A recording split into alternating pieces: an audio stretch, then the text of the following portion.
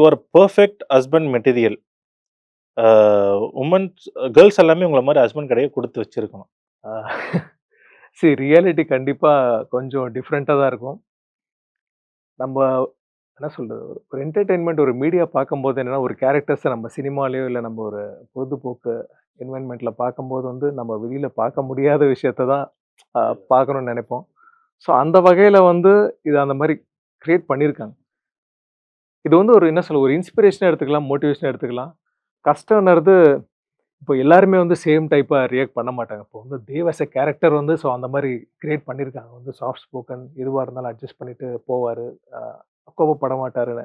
But ஒரு இண்டிவிஜுவலா வரம்போது, அந்த சூழ்நிலைக்கு ஏத்த மாரி தான் நம்ம ரியாக்ட் பண்ணுவோம். பட் நம்ப என்ன சொல்றது? நம்ப ரிலேஷன்ஷிப் பாயிண்ட் ஆஃப் வியூல எல்லாருமே நல்லா இருக்கணும், பிரச்சனை இல்லாம இருக்கணும்னா, ஒருத்தருக்கு ஒருத்தர் அந்த நல்ல புரிதல், அட்ஜஸ்ட்மென்ட் இருந்தா எல்லாருமே சந்தோஷமா இருக்கலாம். மேபி அந்த ஒரு டேக் அவேவா அந்த கேரக்டர்ல எடுத்துக்கலாம். பார்க்குறவங்களுக்கு ஆப்வியஸ்லி கொஞ்சம் கொஞ்சம் அன்ரியலிஸ்டிக்கா இருக்கும், கஷ்டமா இருக்கும். But end of the day that is only என்ன சொல்றது? ஒரு மீடியம் தான் இல்லைங்க. ஒரு என்டர்டெயின்மென்ட்காக எடுத்தது. ஸோ அதுல வந்து நல்ல விஷயத்த நல்லபடியா எடுத்துக்கணும். ஸோ அத வச்சு சண்டை போடணும்ன்றது அத என்ன சொல்றது? I don't agree with that. அது ஒரு எக்ஸாம்பிளா எடுத்துக்கணும் அவ்வளோதான். நெக்ஸ்ட் வந்து don't let Reena die in series. அது அவங்க யாருக்கு எய்ம் பண்ணி கேட்டிருப்பாங்க? டைரக்டருக்கு. Obviously to the director. So அவங்க கிட்ட இருந்து தான் பதில் வரும். ஸோ என்ன சொல்றது? காலம் தான் அதுக்கு பதில் சொல்லும். அவ்வளோதான். ஹார்ட்லி இன்னொரு 2 வீக்ஸ் தான் இருக்கு. மேக்ஸிமம் முடிஞ்சிருச்சு. இன்னும் 8 எபிசோடு தான் பாக்கி இருக்கு. ஸோ 2 வீக்ஸ்ல எல்லாருக்கும் எல்லாமே தெரியும்.